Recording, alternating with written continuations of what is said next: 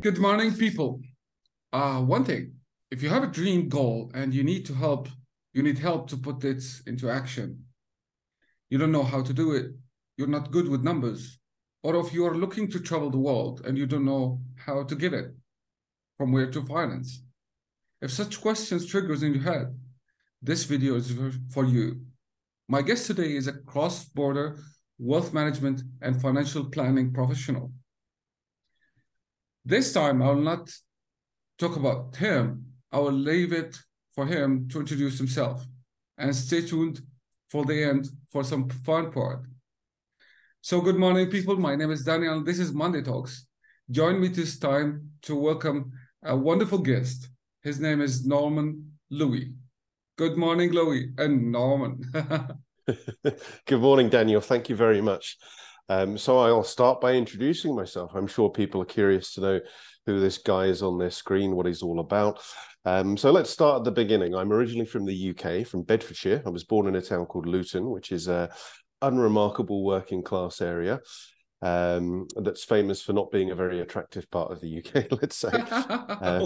Unfortunately, rightly. Well, I think it's just it's a post-industrial town, so like many parts of the UK that had industry before, they've gone through periods of decline, and they're kind of sort of finding themselves again, and you know, sort of rebranding themselves as towns that do other things like service industries or trading or finance or different things. So they're a little bit lost sometimes, and certainly not as picturesque as some other parts of the UK. But it wasn't a bad childhood. It wasn't fantastic either, but it was okay. I can't complain. Certainly, there are worse places in the world to grow up in. But I came to the UAE back in, when was it? August of 2000. So a bit of a jump. And I actually came just 2000, like so almost 22 years ago. Yeah. Wow. So obviously I'm only in my late 20s, as you probably guessed by looking at me. If only that were true. If only that were true. But yeah, I came to the region in 2000, and I wasn't actually working in what I do now. Back then, I originally had an HR background, although we called that personnel and training when I left the UK. It was very different back then, and it was mostly administrative, very different skill set. But I actually got involved in real estate, like many people do when they come to Dubai. But I worked in property management, and then it was only after about 4 or 5 years that I actually changed jobs and came over to what I do now. A very different industry back then, focused heavily on sales, and just it's all about getting results and targets. It's almost a boiler room type thing. So yeah, a little bit of an interesting jump around, but I don't want to talk too much about. I don't know if people would be interested Let's about go back work. to the year to the year of you moving to UAE, and it was the year 2000. I believe it was the era where UAE was building up, and it's still till now. Dubai is like wow. What was the thing that changed into the personality of Norman when he was introduced to the Arab world and new culture? Well, have you noticed some habits been changed, or you've been introduced to different habits, different food type? What was your experience? I think, I mean, yes to all of those questions. Lots of changes, absolutely. I mean, Dubai particularly was a very different place back then. I think it would be unfamiliar to a lot of people now. It was a smaller city, number one. Relationships were even more important than they are now because it's a smaller place, almost like a village. A lot of people knew other people. It was almost routine to hear of people who'd been here previously, longer than I'd been here when I arrived, who personally knew sheikhs, but popped around for dinner and went to the palace to see them, and they were on first name terms, and sometimes even traveled together and had friendships because it was such a small place. But in terms of like how that impacted me, I mean, we could be here all day talking about that. I mean, how did that impact this young lad from Bedfordshire, who before that hadn't really traveled anywhere outside of the usual tourist destinations, and to related countries, like the US and Europe and stuff. And then suddenly I'm in the Middle East, a very different place. different cultures, different peoples. I think one thing that struck me right away was, even back then, it was very multicultural, multiracial. There were lots of different people here, and even if you didn't go out much, you tended to come across people that you perhaps wouldn't have met, living in my home country. And of course, that opens up your worldview. You start to understand cultures from their own perspective. Yeah, It's no longer theoretical knowledge. It's not from a book or a documentary. You're actually meeting people. And that of course impacts you in tremendous ways. let's That go back opens your to eyes. let's get back to normal. Mm, Changing was like accompanying you along all the journey. And mm. if I may ask, what was your toughest point, or let's say uh, the moment you felt like you are helpless, the weakest point in your life, and how did Oh, you get out of it? yeah. Um, there's been a couple of low points in life for sure. And one of them over here was a particularly tough time with both just with work and with family. Really, really difficult. And without going into too much detail about that, it was a time when I was married previously and I was going through a divorce, which even when that's amicable, it's still a terrible experience, and people should really do their best to avoid these things if they can. And that came at a time of, I had some health issues as well. And I think the thing that got me through that more than anything else actually was friends. It was actual friends, because you begin to, when you're going through a hard time, you actually see who your friends are. Hmm. Norman's somebody that's quite easy to get along with. I go out a lot. I meet people. I'm like an old shoe. People are familiar with me. But when I have a problem, or when I've had problems in the past, it's amazing how many people kind of disappear when it seems like this is going to be a bit of a tough time with this guy, and people vanish. And you can't blame people for that. This is perfectly normal. So there's actually one friend in particular who really proved to me what friendship was. Stood by me, said, whatever it is you need, I'm here. I know we're all in a different part of the world. He's actually a German guy. So we're not close to our families. We don't have our support networks that we do back home. So whatever you need, whether you need somewhere to live, do you need money? What is it you need? I'm here for you, just to talk. And that really taught me the value of human friendship and connection, Wow. particularly being away from home. If I was back home, I could have, gone to see my father or old school friends, or we have, a welfare system in the UK as well, which we can fall back on. There's nothing like that over here. So you really begin to appreciate the human connection, and you really value people, I think, a lot more.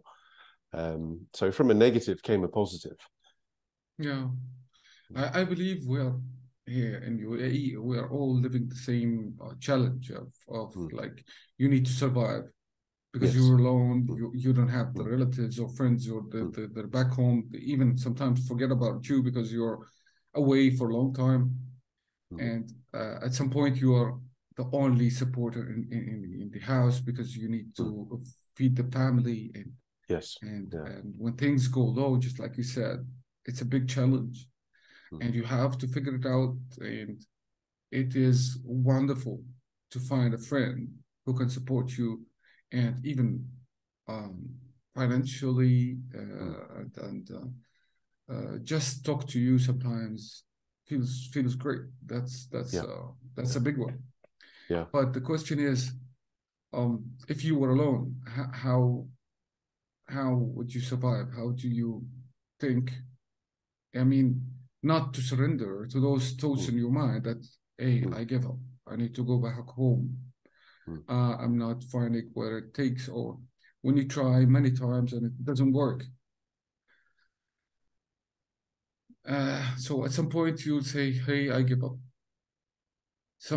Many people do that, and Yeah. but while others just like decide and go ahead, and I can do it. I can open my own business. Mm. I want to do it.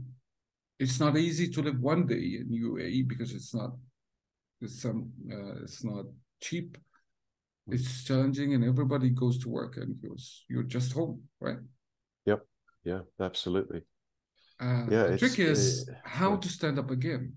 This is the question. Mm. How I mean, to it's gather yourself and get the gut to go again. I mean, you have to have a mindset of resilience. I think more than anything, you have to be honest with yourself. Actually, that's probably the starting point. Asking yourself honestly, how did I get to this position in the first place? Because 9 times out of 10, it's not the storms of life. It's actually decisions you've made that put yourself in that position, and that can be very hard to admit to yourself, because we're admitting that we've made mistakes then, and nobody likes to think of themselves as people who've made mistakes and perhaps chosen the wrong things. And sometimes it's a culmination of many small decisions that have got you to a position where you're not in the best place you possibly could be. And for me personally, a big part of that was soul searching. It was all about, how did I get to this position? What did I do wrong? And it wasn't just about the finances. It was just me as a person, and what was I doing? What was my outlook? Why was I there? And I think that's something that it's good to do even when times are good as well, because when times are good, you should be asking yourself, well, why are times good? This is something I've done. And if it is, how do I replicate that? So you're a kind of person who just digs, what did I do to make this right? What did I do to make this wrong? Right? Yeah, absolutely. Yeah. I mean, I can sometimes be a it's little not bit. only you. Sometimes it's circumstances that helped you to go there, or push you to go down there. I think a lot of things we do in life, we react to circumstances, and how we react to circumstances will often dictate where we are. I just did a webinar yesterday talking about this, but from a financial perspective, of course. And at the end of it, I said to people that the choices you make now will play the most, will be the most influential factor in where you are 5 years from today.